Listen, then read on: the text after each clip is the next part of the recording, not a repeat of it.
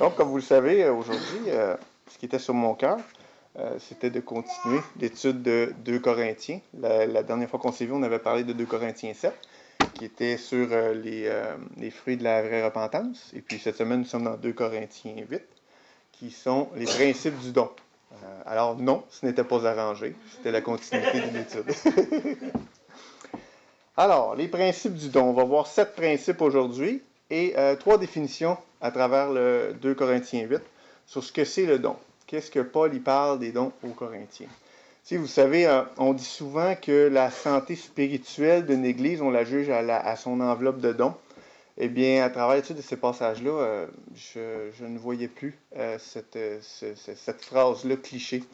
Pour la simple et bonne raison, c'est que je m'apercevais qu'il y avait plus d'une raison qui peut influencer une enveloppe de dons. Parce que Paul encourage les frères à ne pas dominer sur l'Assemblée. Il veille lui-même sur ses frères. Il y a 2 facteurs qui sont bien importants dans le don. À ce que les frères et sœurs soient conscients de ce qui se passe et qu'ils donnent librement et volontairement. Ce qui veut dire que le prédicateur qui est devant, comme on peut voir des fois dans certains mouvements chrétiens charismatiques, il y a certains enseignements des fois qui sont reproduits ou qui sont transmis, qui amènent un certain jugement sur celui qui ne donne pas, sur le chrétien, qui amène ou qui force dans un langage déguisé le croyant à donner plus. Il y a une culpabilité, il y a une peur qui est transmise dans l'enseignement qui fait en sorte que le croyant ne donne pas librement. Chose que le passage de 2 Corinthiens 8 vient mettre en valeur. L'importance de donner librement. C'est un peu comme l'image que je pourrais vous donner. Je ne sais pas si vous avez déjà vu le film de Martin Luther. À un moment donné, il y a un épisode où il y a les indulgences, les indulgences catholiques, vous connaissez. C'est ce qui voulait dire, c'est ramasser des sous pour supposément permettre que ceux qui sont morts puissent avoir une chance d'aller au purgatoire ou finalement avoir la vie éternelle. Donc, c'était une façon de collecter l'argent des gens. Mais l'évêque, ou je ne sais pas quel titre qu'il y avait dans le film, là, la mémoire me fait défaut, il se présente devant l'auditoire, puis il se martèle ou il se brûle à l'avant-bras, puis il dit que tout le monde s'en va en enfer si dans le fond, les dons ne sont pas collectés. Cette attitude-là de forcer les gens à donner ou de leur faire peur n'est pas une façon biblique. Autant pour ceux qui donnent, qui sont dans le péché de donner en se sentant forcé, autant pour celui qui enseigne, qui pêche de vouloir dominer sur l'Assemblée pour collecter davantage de dons. Alors, vous savez d'ailleurs que le premier meurtre qu'on voit dans la parole, c'est dû à un don. Abel et Caïn, qu'on peut voir dans Genèse 4, chapitre 3, qui dit « Au bout de quelque temps, Caïn fit à l'Éternel une offrande des fruits de la terre. Et Abel, de son côté, en fit une des premiers-nés de son troupeau et de leur graisse. L'Éternel porta un regard favorable sur Abel et sur son offrande. Mais il ne porta pas un regard favorable sur Caïn et sur son offrande. Caïn fut très irrité et son visage fut abattu. » On ne sait pas si Caïn n'a pas donné plus même qu'Abel. Ce qui est mis en valeur, c'est le fait qu'Abel a donné la prémisse, les premières choses de son troupeau, de ce qu'il a récolté, à Dieu, un cœur reconnaissant que Dieu agréait de voir ça chez Abel, mais qui désapprouvait l'attitude de Caïn. Dieu a quand même essayé d'encourager Caïn à dire « Regarde, le péché se présente à ta porte, pourquoi tu as un visage irrité? Fais juste changer d'attitude, repens-toi. » Non, Caïn est resté dans son péché allant jusqu'à commettre le meurtre. Alors, est-ce que j'ai une bonne et une mauvaise... il y a donc une bonne et une mauvaise manière d'enseigner le don. Et c'est ce que je vais tenter de vous transmettre aujourd'hui à travers le passage. Donc, on pourrait débuter la lecture de 2 Corinthiens 8, versets 1 à 15, que je vais vous faire comme suit. Le passage du jour. Donc, nous vous faisons connaître, frères, la grâce de Dieu qui s'est manifestée dans les églises de la Macédoine. Au milieu de beaucoup de tribulations qui les ont éprouvées, leur joie débordante et leur pauvreté profonde ont produit avec abondance de riches libéralités de leur part. Ils ont, je l'atteste, donné volontairement selon leurs moyens et même au-delà de leurs moyens, nous demandant avec de grandes instances la grâce de prendre part à l'assistance destinée aux saints. Et non seulement ils ont contribué, comme nous l'espérions, mais ils se sont d'abord donnés eux-mêmes au Seigneur, puis à nous par la volonté de Dieu. Nous avons donc engagé Tite à achever chez vous cette œuvre de bienfaisance comme il l'avait commencé. De même que vous excellez en toutes choses, en foi, en parole, en connaissance, en zèle, à tous égards, et dans votre amour pour nous, faites en sorte d'exceller aussi dans cette œuvre de bienfaisance. Je ne dis pas cela pour donner un ordre, mais pour éprouver par le zèle des autres la sincérité de votre charité. Car vous connaissez la grâce de notre Seigneur Jésus-Christ qui pour vous s'est fait pauvre, de riche qu'il était, afin que par sa pauvreté vous fussiez enrichis. C'est un avis que je donne là-dessus, car cela vous convient, à vous qui non seulement avez commencé à agir, mais qui en avez eu la volonté dès l'année dernière. Achevez donc maintenant d'agir afin que l'accomplissement selon vos moyens réponde à l'empressement que vous avez mis à vouloir. La bonne volonté, quand elle existe, est agréable en raison de ce qu'elle peut avoir à sa disposition et non de ce qu'elle n'a pas. Car il s'agit non de vous exposer à la détresse pour soulager les autres, mais de suivre une règle d'égalité. Dans la circonstance présente, votre superflu pourvoira à leurs besoins, afin que leur superflu pourvoie pareillement au vôtre, en sorte qu'il y ait égalité. Selon qu'il est écrit, celui qui avait ramassé beaucoup n'avait rien de trop, et celui qui avait ramassé peu n'en manquait pas. Il y a deux passages bibliques sur lesquels nous devons construire la façon de donner, qui sont d'abord le premier passage dans 1 Chronique 29:11 qui dit « Car tout ce qui est au ciel et sur la terre t'appartient, Seigneur, à toi, Éternel, le règne, car tu t'élèves souverainement au-dessus de tout. » Qu'est-ce que ça veut dire? Ça veut dire concrètement que tout ce que nous avons n'est pas à nous, mais à Dieu. Mon char, mon portefeuille, ma maison, mon auto, mon téléphone, tout ce qui est à moi, qui est dans le fond sous ma responsabilité, n'est en fait qu'à Dieu. Moi, je ne suis qu'un simple gestionnaire de ce que Dieu me donne.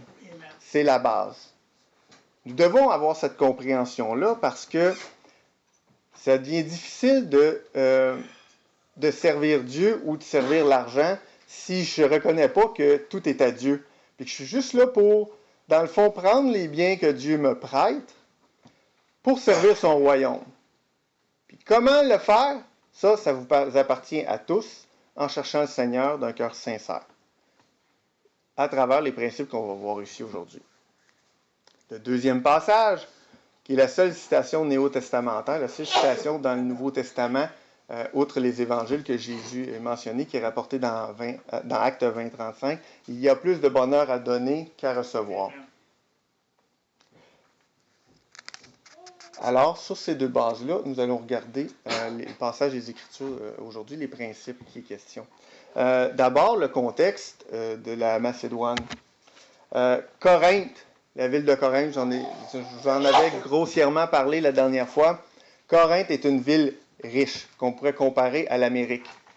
Une ville où il y a beaucoup de divinités, il y a beaucoup d'argent. C'est une ville qui est commercialement prospère, à cause qu'on peut voir son emplacement ici. Vous voyez où est situé Corinthe. C'est que les navires qui veulent voyager dans la mer Méditerranée pouvaient passer par Corinthe. Corinthe avait creusé un long canal dans le but de faire passer les navires, ce qui évitait un périple à contourner la Crète, ce qui rendait la ville prospère économiquement. La Péloponnèse. Pardon? La Péloponnèse. Oui, si on veut, je ne connais pas. Dieu, d'abord, quand il est question au verset 2, qui entoure le premier principe, il est question là, de la Macédoine.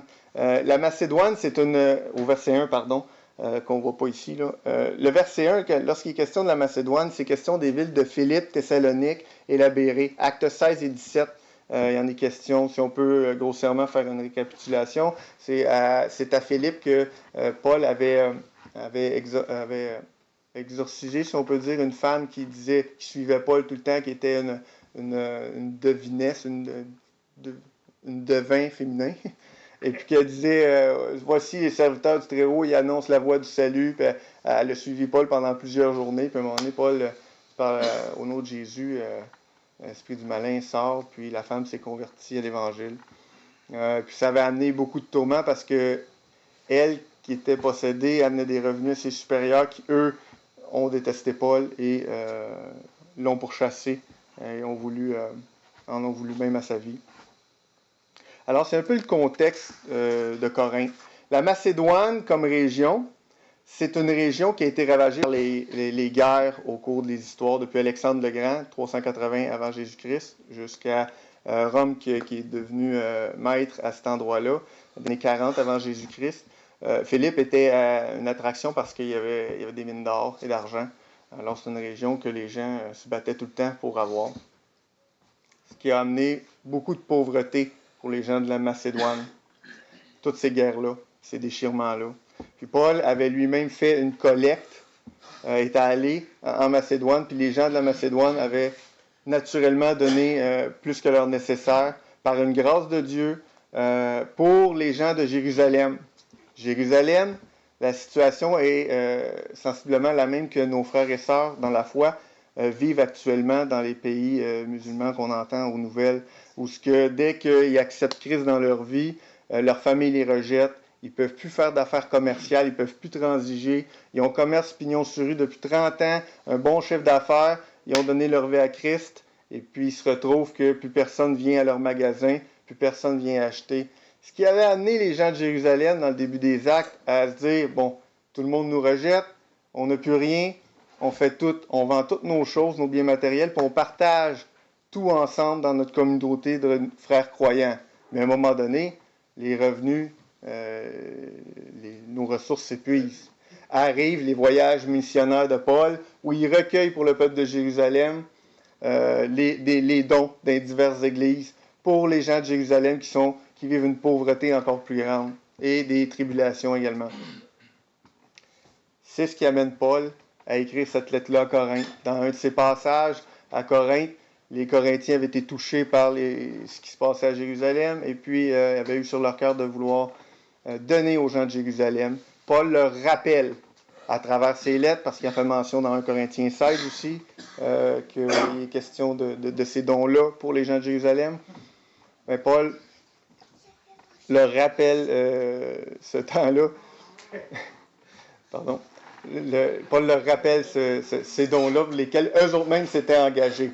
On se rappelle que Paul, son apostolat, avait été confronté, avait été remis en question par les gens de Corinthe, par certains faux apôtres. Et puis, mais ça, j'irai pas plus davantage dans cette direction-là. Peut-être la prochaine fois, parce que je risque de faire une dernière enseignement dans 2 Corinthiens pour finaliser le chapitre. Et il sera question justement de ces fausses accusations-là que Paul, ou un croyant, peut vivre. Bref. Alors, pour en arriver à nos passages, à nos principes qui entourent le don, le premier principe qui nous est mentionné se retrouve au verset 2 du chapitre 8, lorsqu'il dit « Au milieu de beaucoup de tribulations qui les ont éprouvées, leur joie débordante et leur pauvreté profonde ont produit en lui de riches libéralités. » En vous, de riches libéralités. Merci, mon frère.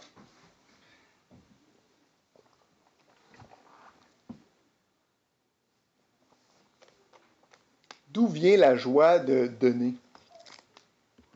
Un petit peu plus loin dans 2 Corinthiens, il nous est aussi dit au verset 7, 2 Corinthiens 9, entourant ce principe-là, et Paul dit que chacun donne comme il a résolu en son cœur, sans tristesse ni contrainte, car Dieu aime celui qui donne avec joie.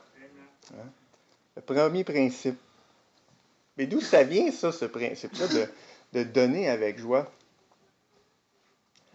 Je ne sais pas si vous vous souvenez un peu l'histoire de la parabole que Jésus il raconte sur les talents.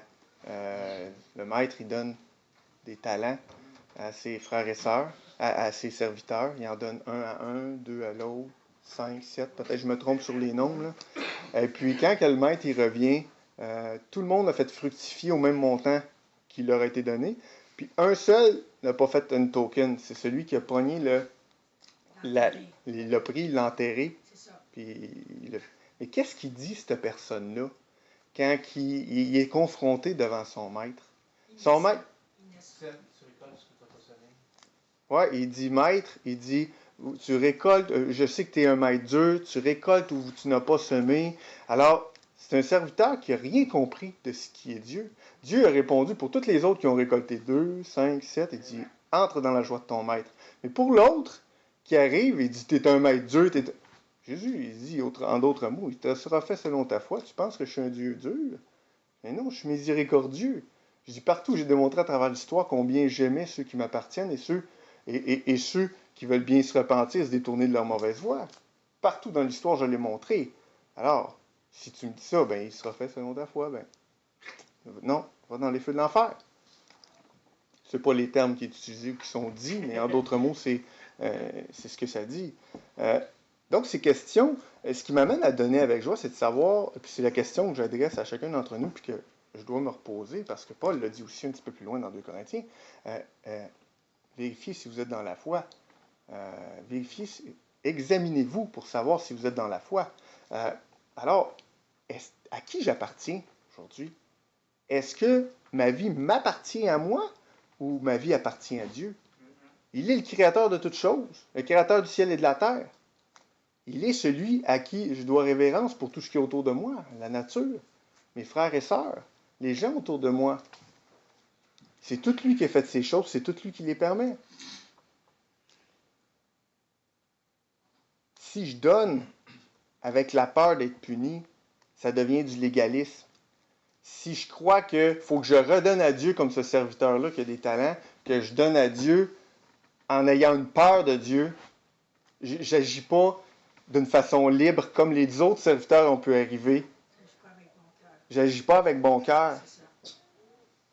Ça a tout à voir sur ma façon de donner, comment je vois Dieu puis comment je me perçois moi.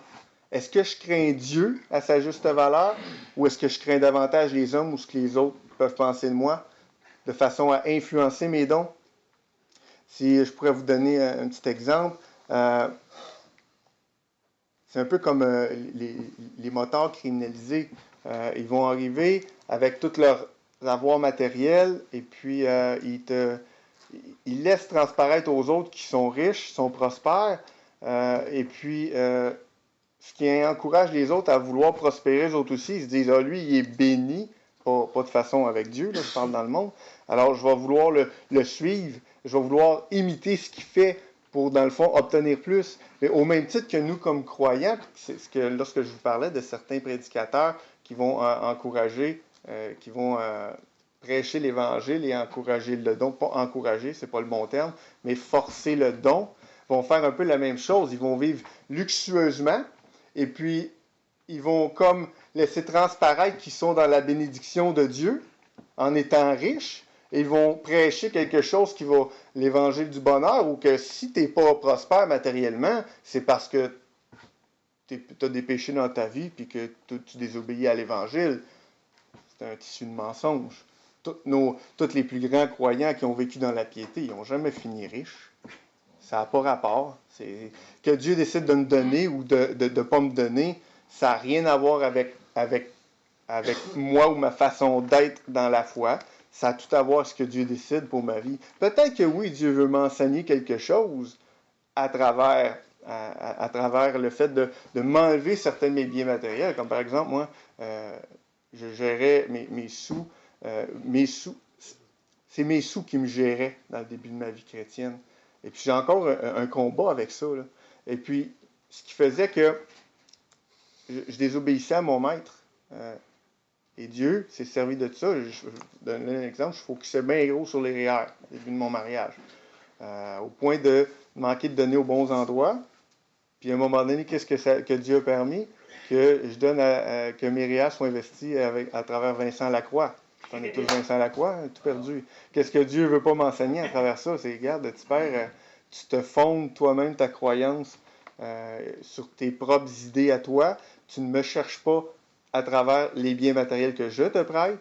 Je fais un flop financier. J'ai besoin de comprendre ces choses-là. Quand j'avais 17 ans, puis que j'ai décidé de suivre le Seigneur, je me disais, ah, Seigneur, ceux qui te suivent sont riches, je vais te suivre. C'est absurde.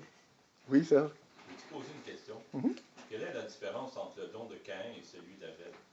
Pourquoi Dieu a agréé un puis pas l'autre? À cause qu'il est écrit que la prémisse des dons d'Abel, Abel a donné ce qu'il y avait de premier, dans le fond. Dieu lui a donné à Abel. Abel était reconnaissant de tout ce qu'il y avait. Fait qu'Abel a voulu prendre ce qu'il y avait de plus beau dans son troupeau pour tout de suite le redonner à Dieu. Chose que Caïn n'a pas faite. C'est le contraste que je peux voir dans le passage. Lorsque je ne l'ai pas souligné ici, là, mais dans mon... Hein? Peut-être qu'il a donné ses restants, mais c'est sa disposition de cœur qui a fait la différence. Comme la veuve qui donne dans le tronc. Elle n'a rien donné, quasiment rien, mais pour elle, c'était plus que son nécessaire. On ne connaît pas la quantité qui a été donnée. C'est ça. C'est pour ça que je vous dis que ce n'est pas la quantité d'une offrande d'une église qui détermine si elle est en santé ou pas. Ça n'a rien à voir. C'est la disposition de cœur dans le don. Qu'est-ce qu'on fait, nous, comme croyants, avec nos finances? Comment est-ce qu'on gère ce que le Seigneur nous donne? Comment je le vis, ça? Une patate nouvelle, il compte une vieille patate. C'est une patate pareille. Oui, c'est ça. Ah, je vais garder la patate nouvelle pour moi, puis je ne vais pas donner... Ben, je ne dis pas que ça ne peut pas être ça, mais c'est question de cœur devant Dieu. Si Dieu met sur ton cœur de donner ta plus belle patate, puis là tu dis « Oh non, j'ai pas le goût », puis là tu l'attends ça, puis tu finis par la garder pour toi, ben... Là, peut-être que Dieu va trouver le moyen de te reprendre. Dans le don de Caïn et Abel, moi, ce que je voyais, c'était la compétition. Tu sais, tantôt, tu parlais aussi de celui qui garde, et pour lui, il gère mal les choses de Dieu, il garde tout pour lui. Alors que aussi, il peut y avoir l'inverse de donner dans une attitude de compétition, à savoir que moi, je donne plus que toi. Puis c'est pour ça aussi l'aspect de la discrétion dans les dons, les dîmes et les offrandes dans l'Église, afin qu'il n'y ait pas cette compétition-là qui s'installe dans la gloire humaine. Absolument, absolument. Ce sont des bons points. 1 Timothée 6, versets 6 et 7 nous dit « C'est en effet une grande source de gain que la piété avec le contentement. Car nous n'avons rien apporté dans le monde et il est évident que nous n'en pouvons rien emporter. » Comme je parlais avec Denis tantôt, on vient au monde avec une couche, on meurt avec une couche. Non, mais tu sais, on vient au monde nu, on meurt. Si on s'en retourne vers d'où on vient. C'est une réalité quand même. Mais le passage dit que c'est une grande source de gain que la piété avec le contentement. Est-ce que je me contente de ce que Dieu me donne ou j'en veux plus, jaloux? Moi, je lutte avec les tantes roulottes. À chaque fois que je vois une roulotte, on dirait que mes yeux, j'ai le goût d'avoir une roulotte. J'ai même pas de but dans ça. C'est quoi l'idée de vouloir une roulotte? C'est juste les penchants de mon cœur. Je n'ai même pas besoin. Hey, ma femme, c'est les tantes. Moi, c'est les roulottes. On va peut-être faire un compromis, une tante roulotte un jour. Ça, c'est fort. On verra. Non, c'est pas mal de vouloir quelque chose. Comprenez bien que c'est pas un jugement. Ça, je parle de moi. C'est à vous à sonder Dieu et à examiner si vous êtes dans la foi. On va y voir plus tard parce qu'il y a d'autres principes sur donner de son nécessaire. Donner de façon à ne pas s'appauvrir. Mais il y a des principes de budget aussi à établir là-dedans. On va y voir plus tard. Ça va peut-être plus répondre à vos questions. Parce que là, je suis au premier principe sur 7. Et 3 définitions. Deuxième principe. Il nous a dit, le deuxième principe, donner même quand je suis cassé. Même quand j'ai pas d'argent, c'est pas une raison pour dire qu'il ne faut pas que je donne. Il dit, au milieu de beaucoup de tribulations qui les ont éprouvées, leur joie débordante et leur pauvreté profonde. Ils étaient cassés, les gens de la Macédoine. Il n'y avait pas de token. Mais ils trouvaient le moyen quand même de se dire, d'être touchés par la problématique de Jérusalem, puis se dire, regarde, j'ai rien, mais qu'est-ce que je peux pas faire? Je donne ce que je peux, sans égard mes moyens financiers. Marc 12, 44 nous dit, 43 et 44, alors Jésus, ayant appelé ses disciples, leur dit, je vous le dis en vérité, cette pauvre veuve a donné plus qu'aucun de ceux qui ont mis dans le tronc. Car tous ont mis de leur superflu, mais elle a mis de son nécessaire. Tout ce qu'elle possédait, tout ce qu'elle avait pour vivre. D'où le point que ça n'a pas rapport avec si je suis cassé ou pas, sauf que je m'arrête de donner. Richard Umbrand, qui était un pasteur en Roumanie dans les années 50, qui a été emprisonné pendant 18 ans de temps pour sa foi, s'est retrouvé 2 ans de temps dans une salle où c'était les prisonniers qui mouraient qui allaient là. Il est le seul à avoir sorti vivant de cette salle-là. Mais pendant tout son passage de 2 ans d'agonie, il a continué de prêcher l'Évangile et de conduire les hommes au salut. Et tout ce qu'il y avait en prison à donner, c'était un morceau de pain moisi. Il disait, dans sa biographie, il donnait son pain moisi. C'est tout ce qu'il y avait. Il ne s'est pas empêché, malgré sa situation, de se dire, moi je suis dans la misère, je suis entre la vie et la mort, je ne donne pas mon pain moisi, non, je vais le garder pour moi, pour continuer de me nourrir, pour essayer de reprendre des forces, je veux m'en sortir. Non, il comptait sur le Seigneur. Il est le seul à s'en être sorti. L'homme n'a pas besoin de pain seulement, mais de toute parole qui vient de la bouche de Dieu. Troisième principe qu'on voit des Écritures, de ce passage-là, au verset 3, il dit « Ils ont, je l'atteste, donné volontairement selon leurs moyens, et même au-delà de leurs moyens. » Ici, on veut donner volontairement. On parle ici de pression sociale. Est-ce que je donne parce que les autres donnent, puis je me sens obligé de donner? Il y a un avertissement que le Seigneur vient nous donner sur cette attitude-là. On veut parler d'Ananias et Saphira, qui étaient à Jérusalem quand je vous expliquais le contexte, dans le début des Actes. Ils sont à Jérusalem, tout le monde veut donner d'un froid commun. Ananias et Saphira, eux, se sont interpellés à nous donner une partie de leur terre au complet. Alors on peut lire dans Acte 5.1, mais un homme nommé Ananias, avec Saphira, sa femme, vendit une propriété et retint une partie du prix. Sa femme le sachant, puis il apporta le reste et le déposa aux pieds des apôtres. Pierre lui dit, Ananias, pourquoi Satan a-t-il rempli ton cœur au point que tu mentes au Saint-Esprit et que tu aies retenu une partie du prix du champ? S'il n'eût pas été vendu, ne te restait-il pas? Et après qu'il a été vendu, le prix n'était-il pas à ta disposition? Tu pourrais garder l'argent. Comment as-tu pu mettre en ton cœur un pareil dessein? Ce n'est pas à des hommes que tu as menti, mais à Dieu. Ananias, entendant ces paroles, tomba et expira. Une grande crainte saisit tous les auditeurs. Tout de suite en partant, là, s'il fallait que Dieu ait fait arrêter notre cœur pour chaque personne qui a donné par pression sociale, on serait tous morts. Là. Je ne serais pas là pour prêcher la vérité. Là. Comment de fois parce qu'on se sent mal ou on se sent coupable, on se dit qu'on faut donner plus. Le Seigneur veut qu'on donne d'un cœur libre. Si je me sens coupable, je dois vérifier en dedans de moi pourquoi culpabilité. Je dois faire la paix avec ça, chercher à ce que Dieu transforme mon cœur pour que j'en arrive à donner dans la joie. Parce que sinon arrivent des situations où tu as une personne qui va donner une partie de ses biens, puis va se déposer de l'amertume plus tard parce que ce qu'il a donné, ça n'aura pas été géré comme il le pensait. Alors, la personne développe de l'amertume. Elle n'aura pas donné d'un cœur libre. Le discernement. Le discernement.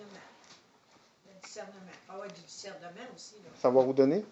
Bon, ben écoute, si tu donnes tout ce que tu as, là, comme ça, tu n'es plus capable de rien faire, c'est pas bon non plus. Il faut que tu y ailles avec discernement. Tu y vas avec ton cœur, que tu penses que c'est bon à donner, tu le donnes. Tu ne donnes pas par zèle, si tu veux. Oui, c'est plein de vérité. Devant ces principes-là qu'on voit aujourd'hui, c'est question juste de remettre devant Dieu. C'est là que je me réexamine. Bon, est-ce que dans ma façon de vivre, il n'y a pas des choses qui sont plus à moi qu'à toi, Seigneur? Est-ce qu'il n'y a pas des choses que, Seigneur, tu aimerais que je délaisse pour mettre de l'avant certaines autres choses? Comme par exemple, mes enfants. Ça coûte cher aujourd'hui, la nourriture. Ouais. Juste le lait. Les enfants, à la quantité qu'ils sont, ils boivent du lait. Ils buvaient l'équivalent là, de, mettons, 60$ de lait par mois. Parce qu'ils buvaient, parce qu'ils buvaient au souper et au dîner.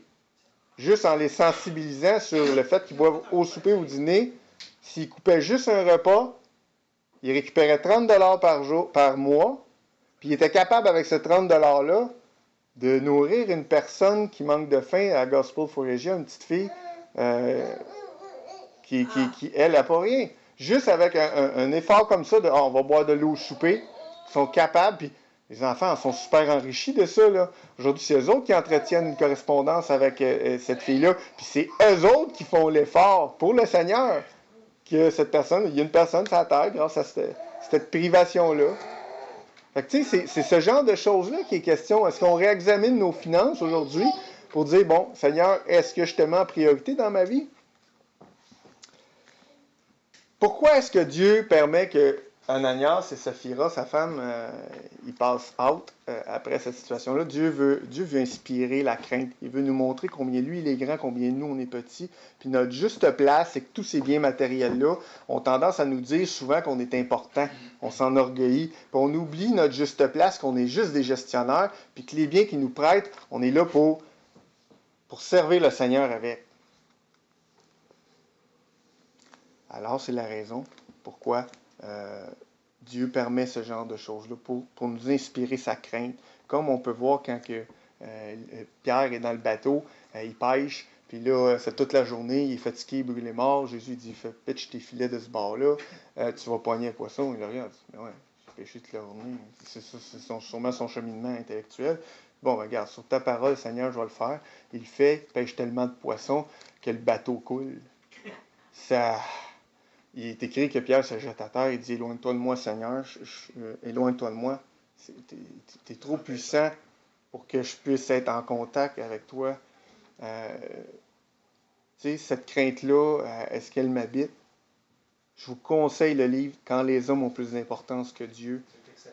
C'est un livre top 5 au niveau de la crainte des hommes, la crainte des dieux, cerner ce péché-là qui nous influence, qui nous appelle à ne pas voir Dieu, qui m'a aidé beaucoup à comprendre sur comment les hommes avaient trop d'importance dans ma vie, qui me mettait des barrières sur prêcher l'Évangile, sur ce que je fais avec mes dieux, avec les biens que Dieu me prête. Quand les hommes ont plus d'importance que Dieu, de Edward T. Welch, doctorant en psychologie. Ça vaut la peine. 4e principe qu'on peut voir dans les évangiles. Donner selon nos moyens. C'est ce que ma sœur mentionne, c'est d'y aller avec discernement. Et ils ont, je l'atteste, donné volontairement selon leurs moyens et même au-delà de leurs moyens. Le verset 13 à 15. Oui. Si je résume bien, l'attitude de la veuve, c'est pas qu'elle a donné plus quantitativement, en quantité, mais c'est qu'elle a donné de son nécessaire. Ça veut dire que dans ta partie de budget, tu es rendu à la beurre et le pain. Là. Fait que tu vas donner du beurre et le pain. Donc, c'est vraiment ce qui t'est nécessaire à la vie. C'est plus ton superflu. Donc, Dieu regarde non seulement, non pas nécessairement à la quantité que tu donnes, mais l'attitude que tu vas donner en donnant, puis en étant prêt à faire des sacrifices dans ta vie. De dire, je vais couper sur telle chose dans le but de participer à l'œuvre de Dieu, de donner de manière sacrificielle. C'est ça, hein? Oui. Mais en même temps, on ne peut pas... parce que plus loin dans le passage, il vient nous parler d'une façon de donner qui est donnée... Justement, on va le lire ensemble. Peut-être que ça va répondre aux questions, parce que d'un côté, c'est vrai que la veuve, Dieu y admet, Dieu veut ça qu'on donne, on en soit même rendu des fois à donner notre nécessaire, mais c'est pas une règle. C'est pas à tous les jours que je dois donner de mon nécessaire. Puis le nécessaire, c'est relatif, là. C'est quoi qui est nécessaire pour vous et qui est nécessaire pour l'autre? On est tous à un endroit différent selon notre relation avec Dieu. Lorsqu'il dit « donner selon nos moyens », car il s'agit non de vous exposer à la détresse pour soulager les autres, mais de suivre une règle d'égalité dans les circonstances présentes, votre superflu pourvoira leurs besoins. Là, donner de son nécessaire. Mais ici, le passage semble dire un peu l'inverse, là. Paul vient juste parler de règle d'égalité. Si Dieu te met à cœur de donner de ton nécessaire pour que tu te prives, fais-le. Okay. Si Dieu te donne à cœur de donner de ton testament à une œuvre quelconque, fais-le. Mais si vous voyez un prédicateur qui commence à dire dans ses enveloppes d'offrande, regardez ici, c'est pour donner ce testament, faites-le pas. Il y a une façon de... C'est de là aller piger dans ce que Dieu honore, qu'on travaille aussi à laisser et à prendre soin de nos plus petits qui sont après nous. Ça répond-tu un peu plus à ton questionnement, Denis? Donc, votre superflu pourvoira à leurs besoins, afin que leur superflu pourvoie pareillement au vôtre, en sorte qu'il y ait règle d'égalité. Selon qu'il est écrit, celui qui avait ramassé beaucoup n'avait rien de trop, et celui qui avait ramassé peu n'en manquait pas. Ça, c'est basé sur le passage d'Exode 16, 18, qui est une citation d'Exode 16, 18, où le contexte, c'est les gens, il y a la manne dans le désert, les cailles, la manne, les gens, il y en a qui ramassaient plus, il y en a d'autres qui avaient le temps de ramasser moins, mais finalement, ils repartageaient. Dieu avait amené une malédiction, si on peut dire, où tout pourrissait tout de suite pour ceux qui voulaient garder pour eux autres. Fait qu'on mesurait ensuite avec l'homère, celui qui avait ramassé plus n'avait rien de trop, et celui qui avait ramassé moins n'en manquait pas. Chacun ramassait ce qu'il fallait pour sa nourriture. Mais la question que je n'ai pas le choix de vous adresser, c'est que, hey, on est la Corinthe, là, ici en Amérique, là, puis il y a tant de gens qui meurent de faim en Asie, puis il y a tant de gens, il y a 250 millions de personnes en Asie qui vivent dans des bidonvilles, puis qui ont à peine un repas par jour. C'est pas normal qu'on n'en arrive pas à se dire, il n'y a pas quelque chose dans ce que le Seigneur me prête que je ne peux pas donner ailleurs. On est dans les pays les plus riches au monde, là, comme croyants. Là. Il y a quelque chose à quelque part qu'il faut remettre en question. Si c'est pas l'Asie, si c'est pas... Je ne suis pas prêt à dire qu'il faut que ce soit l'Asie, là, mais on est riche, là. Faut pas se le cacher. Même la personne qui est sur l'aide sociale ici, au Canada, est plus riche que 97% de la population mondiale. Il y a questionnement à y avoir.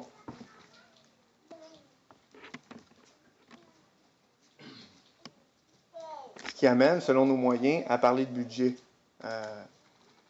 Les budgets, j'encourage à peut-être le refaire, à remettre leur face avec ces passages-là, à reprendre nos budgets. Bon, qu'est-ce qu'il y a, Seigneur, dans ma vie qui ne t'honore pas? Il y a tellement de cossins dans une maison que je ne me suis pas servi depuis 10 ans, tu sais. Je fais quoi avec ça, là, tu sais?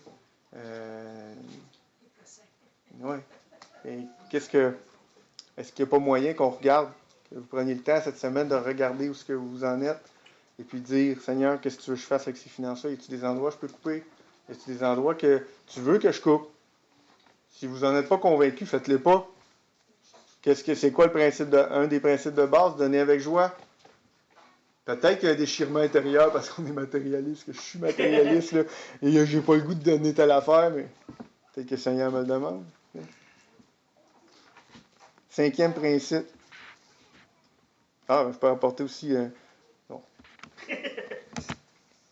Faut quand même que je coupe dans le temps. 5e principe, donner avec empressement. Nous demandant avec de grandes instances la grâce de prendre part à l'assistance destinée aux saints. Là, on parle des Macédoniens. Ils sont pauvres. Ils n'ont pas de token.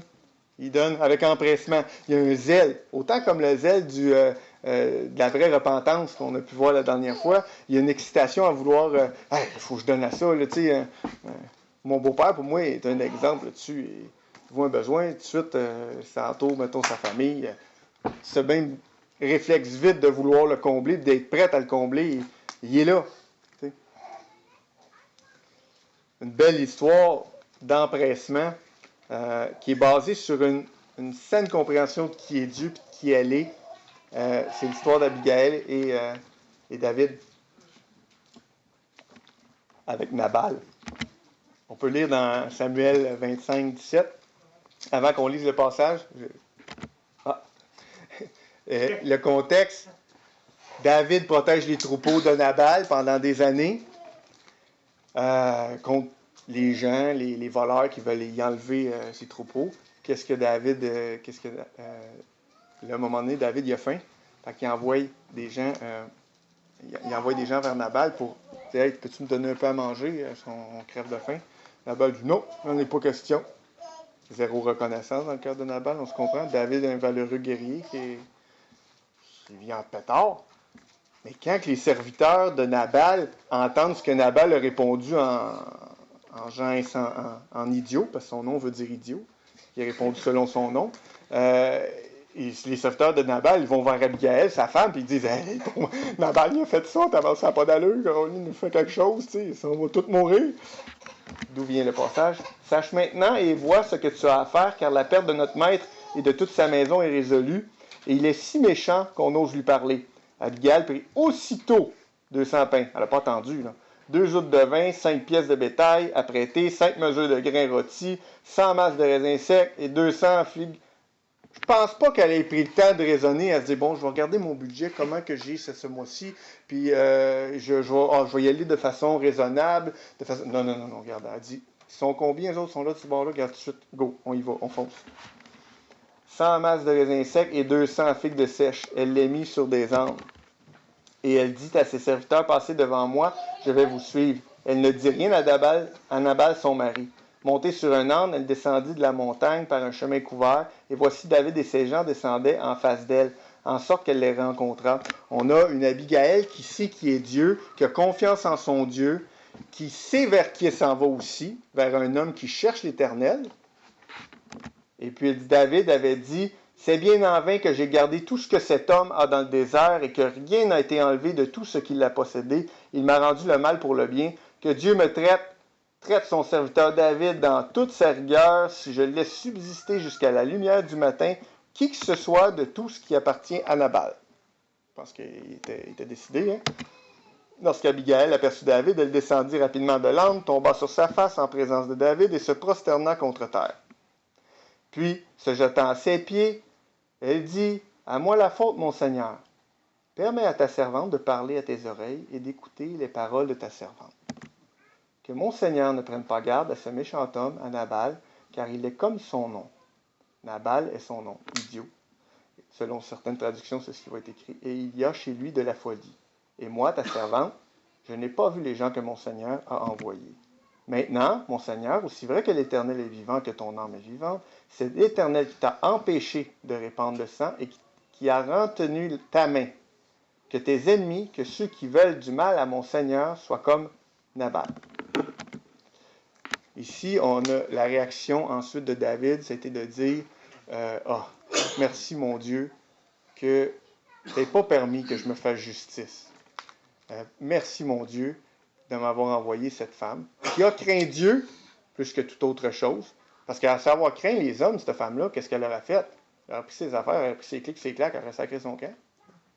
Elle serait partie. Pardon, je suis enregistré. Elle serait partie. Hein? Elle n'aurait pas essayé de confronter celui qui était décidé de la passer.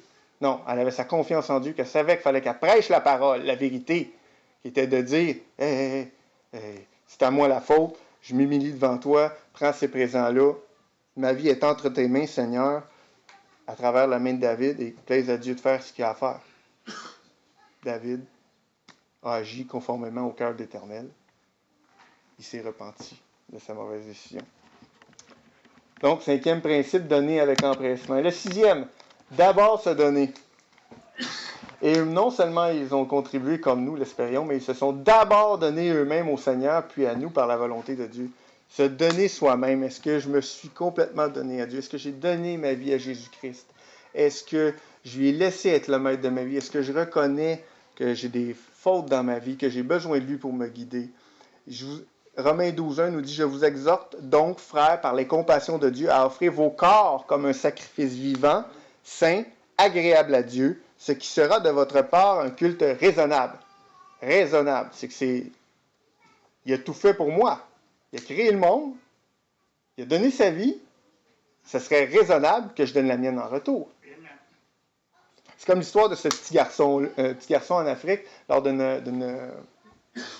d'une prédication, vient le temps de récolter les offrandes.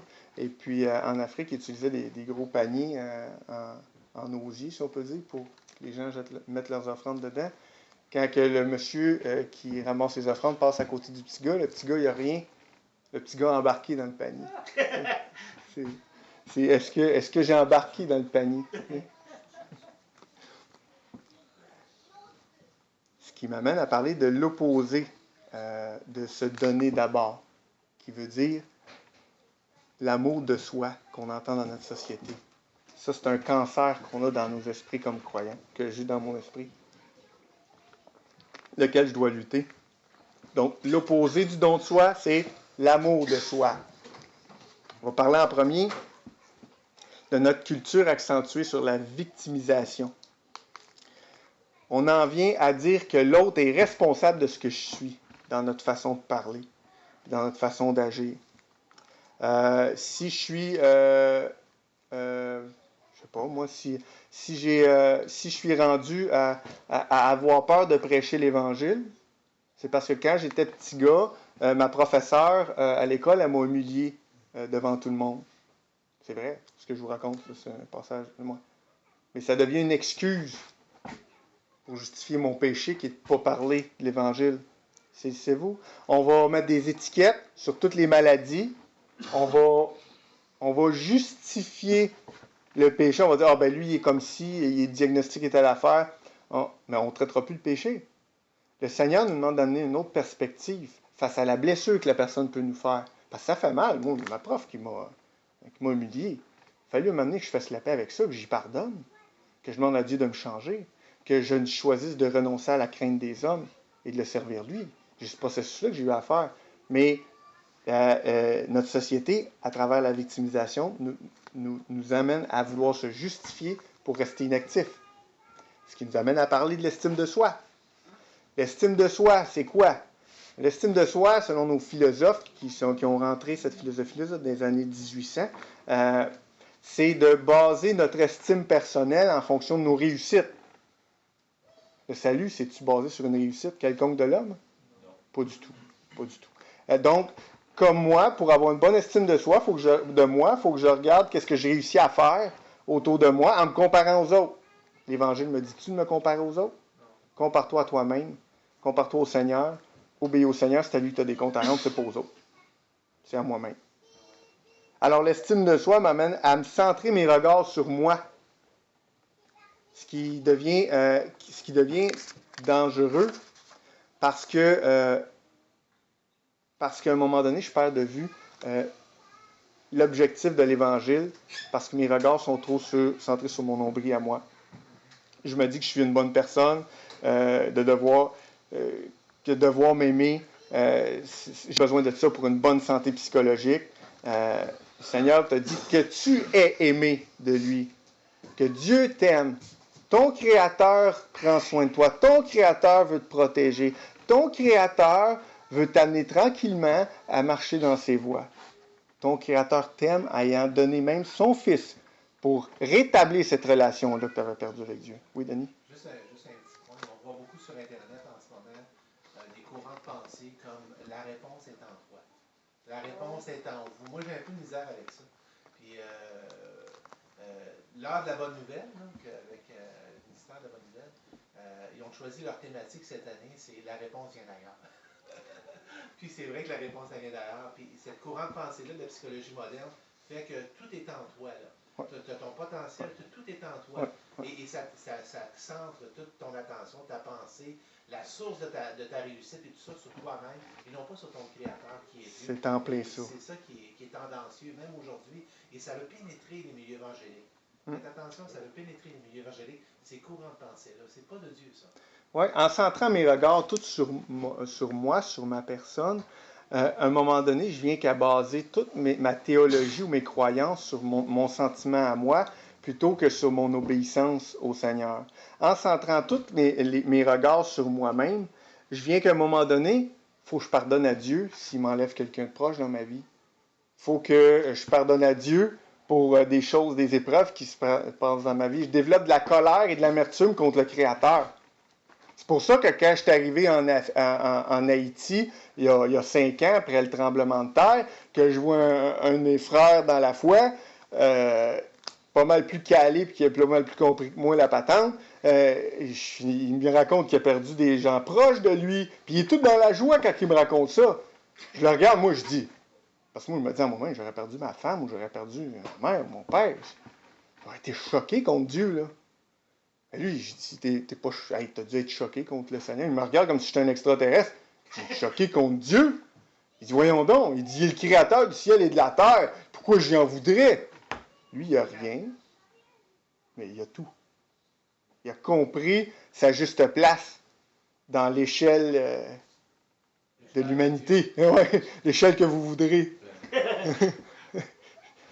C'était un choc pour moi quand j'ai entendu dire ça. J'ai dit, voyons donc, ça n'a pas d'allure. Moi, j'ai vraiment pas compris, puis il a raison. Je le sais qu'il a raison. C'est moi qui n'ai pas compris. Pourquoi? Ben, c'est courant de penser là. Puis ça, le livre, La crainte des hommes que je vous parle, il traite de ça. Il en parle de ce sujet-là, ce philosophe-là, ce psychologue-là de formation. Le philosophe Kierkegaard, un philosophe danois des années 1800, dans les mêmes temps qu'il y avait ce mouvement-là du siècle des Lumières, a dit que ça ne produisait pas des gens qui réalisent qu'ils ont des obligations devant Dieu. En 1800, lui, quand il a vu ça partir, ces mouvements de pensée-là, était capable de discerner que ça allait créer un problème dans nos vies chrétiennes à nous. On est là. L'idée que je suis un vase vide cherchant à être rempli, ça nous amène dans une culture dépressive. Paul a dit, justement, dans 2 Corinthiens, qu'il était un vase, que nous étions des vases remplis d'une lumière. Nous sommes vides, mais pleins d'une lumière. La lumière qui est Christ. Est-ce que Christ vit en nous? Est-ce que je le laisse rayonner? Est-ce que je me considère comme un vase de terre, c'est-à-dire, je ne fais pas grand-chose, je fais juste ce que j'ai à faire? Puis d'estime de soi dans ce moment-là, hein? Prendre un verre de terre, c'est bas. Qu'est-ce que vous voulez dire? Ben, vous dites que vous avez parlé de verre de terre, ça. Il ne faut pas s'identifier à un verre de terre non plus. On va dire, Non! rien. On est une créature aimée de notre Créateur. Il nous a donné domination sur tout ce qui est autour de nous. Il nous aime. Il compte les larmes qui tombent de nos yeux. Il les compte dans les autres. Il compte les cheveux qui tombent de notre tête.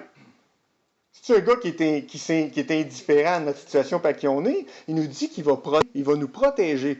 Pas comme nous, on peut peut-être le concevoir, mais il va nous protéger. Il va veiller sur nous. Il va continuer l'œuvre qui a débuté à chacun d'entre nous.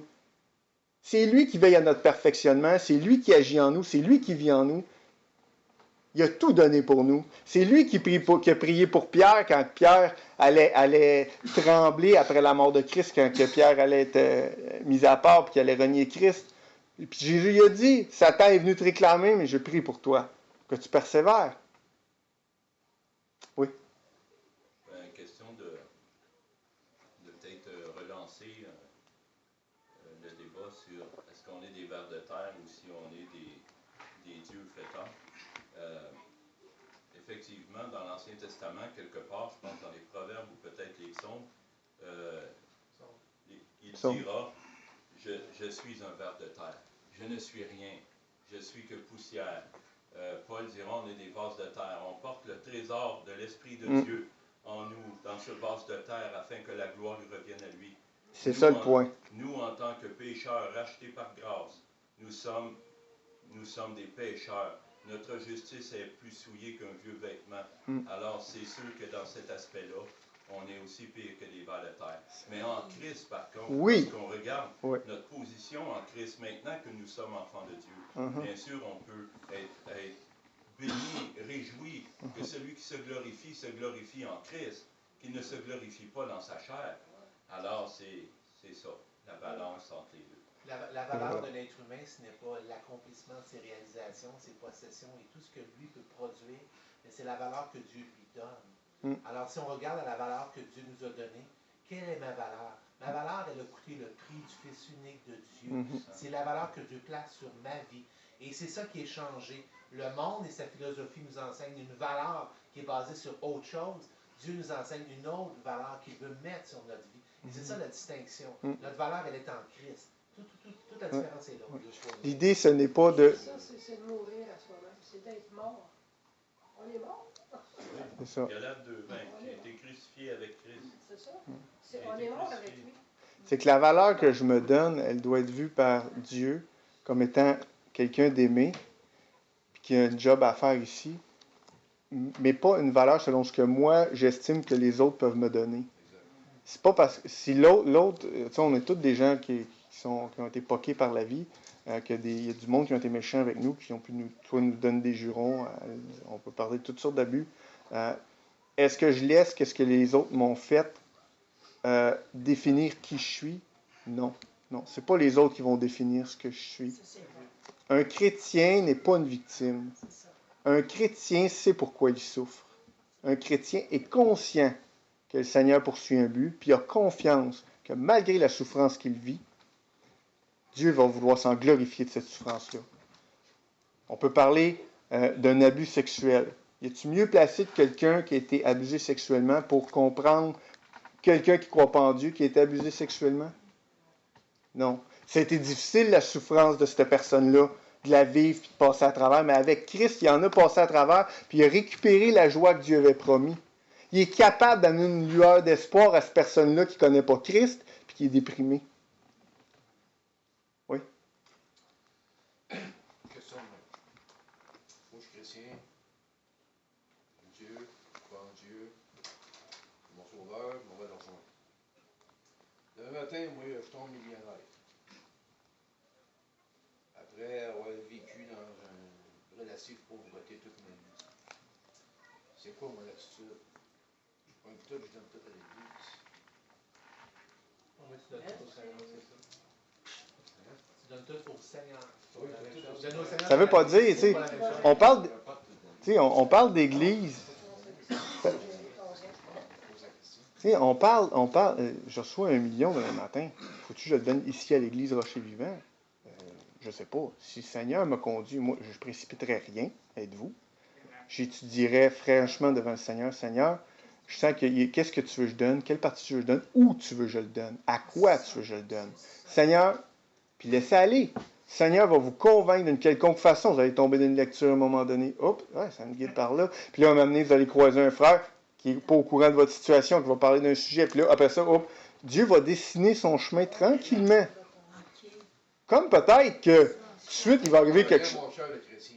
Hein? En accompagnant mon cœur de chrétien. C'est ça, c'est une recherche de l'éternel. Aime l'Éternel ton Dieu de tout ton cœur, de toute ta force. Cherchez, vous trouverez. Puis si Dieu t'encourage à donner tout de suite tout ce que tu as, ben, amen. Bien. C'est comme, il n'y a pas de loi, là. Il n'y a pas de. C'est ta relation devant ton Dieu. C'est toi qui as des comptes à rendre. C'est toi qui y appartiens. C'est toi qui es là pour gérer ce qu'il te donne. T'sais. Puis si tu es rendu à vouloir tout donner à l'Église, là, moi je ne serais pas surpris que le Seigneur, bien des mois avant, a déjà préparé son dessein qui allait s'accomplir. Ce ne sera pas une affaire d'une pinotte de même, un coup émotif, de dire je viens d'entendre un prédicateur qui me dit de donner plus à l'Église, je reçois 1 million, il faut que je donne plus à l'Église. Ça veut peut-être que oui, mais c'est Dieu qui va avoir travaillé et fait son chemin dans votre cœur. Et pour ça, il faut le chercher. Il faut le chercher avec nos finances, il faut le chercher avec tout. J'avais-tu une limite de temps? Hein? On est pas mal dedans, mon gars. Je vais essayer de faire plus short sur le reste. Bon. Première définition qu'on voit sur ce que c'est le don. 2 Corinthiens 8, il dit et non seulement ils ont contribué comme nous l'espérions, mais ils se sont d'abord donnés eux-mêmes, puis à nous. Qu'est-ce que ça veut dire? Puis à nous. Il parle puis à nous, Paul. C'est que OK, c'est ça. C'est un acte d'obéissance aussi envers votre pasteur de donner dans la direction que Dieu l'inspire. Paul avait sur son cœur les gens de Jérusalem, il partage la situation. C'est aussi un acte d'obéissance à quelque part que les croyants, le monde dit, regarde, on n'a plus notre pasteur, il y a ça sur son cœur, Dieu y a mis. Puis moi aussi, je vois le reflet que c'est une direction que Dieu amène notre assemblée. Il y a un côté obéissance ici au pasteur, à l'enseignant, si on peut dire, à Paul dans le cas présent. Je ne m'allongerai pas trop pour justement arriver dans le temps. Deuxième définition qu'on peut voir au verset 7, de même que vous excellez en toutes choses, en foi, en parole, en connaissance, en zèle, à tous égards, et dans votre amour pour nous, faites en sorte d'exceller aussi dans cette œuvre de bienfaisance. Donner est ce qui caractérise le chrétien, ça fait partie de notre définition. Christ nous habite, Christ est amour. Mère Teresa disait, il nous est possible de donner sans aimer, mais il nous est impossible d'aimer sans donner. Ça résume bien ce passage-là, c'est notre définition. Si je suis croyant, si j'appartiens à Christ, donner va faire partie de moi.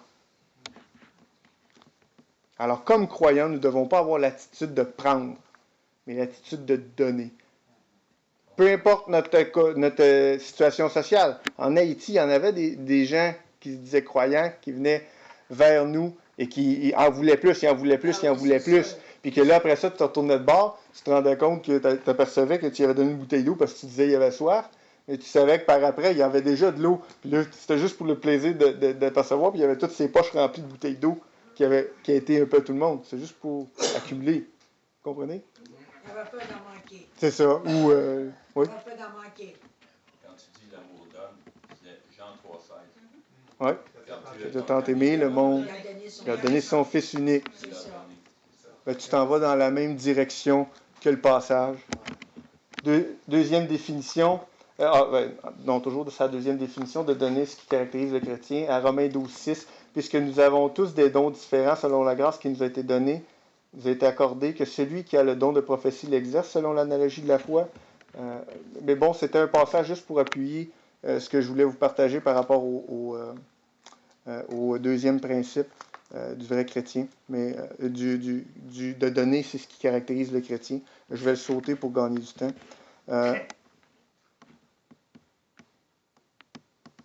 C'est notre identité de donner, parce qu'on est croyant. Quand on va chez Tim Hortons, qu'est-ce qu'on s'attend?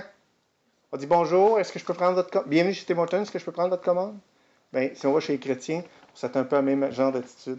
Puis un ancien de l'Église de Renaissance avait déjà dit, il dit, les chrétiens, il dit, c'est pire des gratteux. Bien souvent, tu vas dans un restaurant, puis et c'est eux autres qui sont le plus chiches sur le pourboire. Puis il y a tellement vrai, puis là, je me voyais, je dis combien de fois je suis allé avec mes collègues, eux autres, ça donne généreusement bien plus que ce que moi, j'ai pu donner. Moi, je donne, parce qu'on dit, il faut que je les sous que le Seigneur me donne, tu sais. Hein, c'est quel témoignage j'en suis? Je devrais être donné plus que les autres. Je suis chrétien. Qu'est-ce qui me fait sortir du monde? C'est beau. Parce qu'on a trop donné à la dîme. Ou peut-être qu'on donnait mal à la dîme. Ou je sais pas. Mais c'est tout propre à chaque individu. Je vous parle de mon passage encore. Oui? C'est ça, des fois, le principe qu'on a erroné jusqu'à ce qu'à un moment donné, Dieu nous éclaire là-dessus. T'sais. C'est un peu justement que tu donnes à la serveuse un pourcentage en type, si tu es gratuit ou pas, au même titre que quand tu regardes un serviteur de Dieu. Que pour toi, dans ta mentalité, donner à l'Église, tu fais une meilleure action que de donner un type à la serveuse. Mais en fait, si je regarde dans ce que Dieu a institué toute autorité, je me dis, le policier, le juge, l'avocat, c'est un serviteur de Dieu au même titre que le pasteur dans l'Église. Parce que c'est Dieu qui a institué toute autorité. Il est là au service de Dieu. Fait que dans le sens de donner libéralement comme ça fait autant partie de... Absolument, absolument. Ouais. J'ai un frère, tu sais, c'est pour parler de cette situation-là, parce que ça nous concerne. J'ai un frère qui est garagiste. Ce frère-là, qui est vieux dans la foi depuis 40 ans, me partageait que c'est avec les chrétiens qu'il y a le plus de misère à se faire payer. C'est incroyable. C'est notre frère, puis c'est avec lui qu'on se permet le plus de moins le payer. Ça n'a pas de sens, là. On se dit qu'on peut obtenir un peu plus, tu sais, on va avoir un bon deal, c'est mon frère. Non!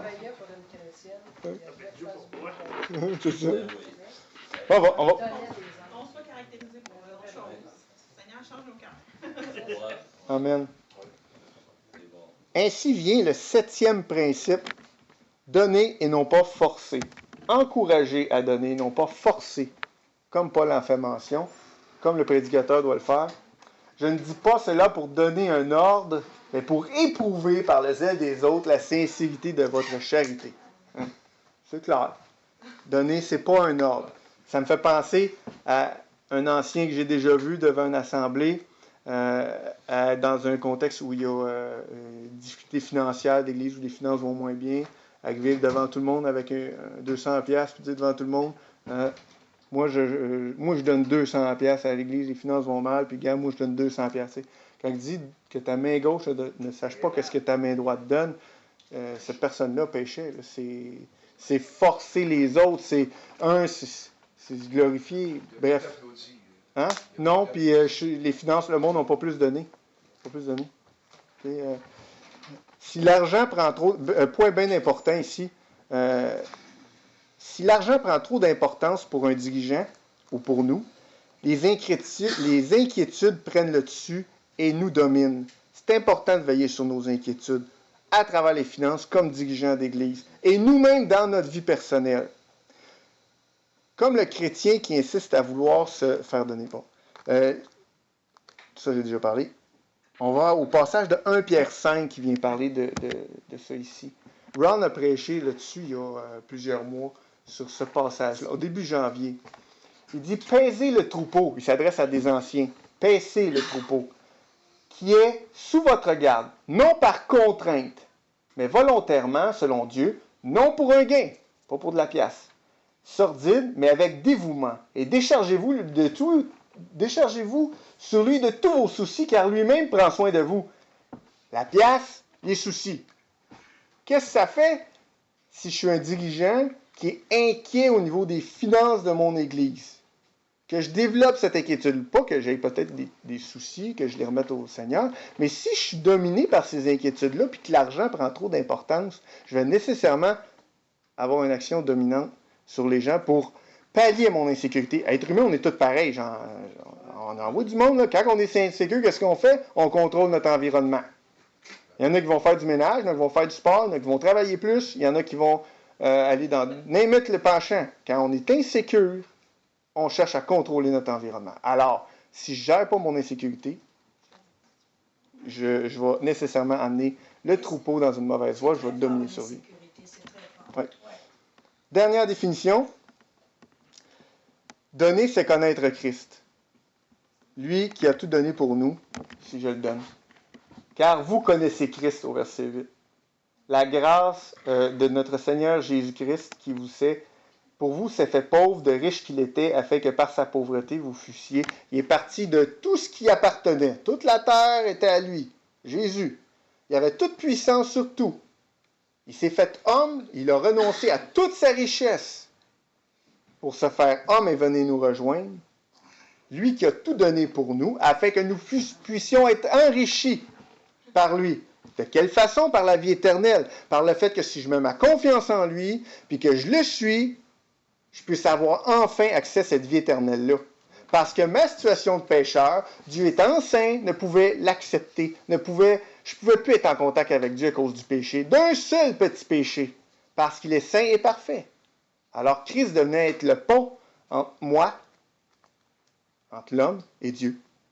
Si je n'ai pas mis ma confiance en Christ, si je n'ai pas mis ma vie complète, garçon-là qui embarque dans le panier, si je n'ai pas donné ma vie à Dieu, je n'ai pas accès au ciel et à Dieu.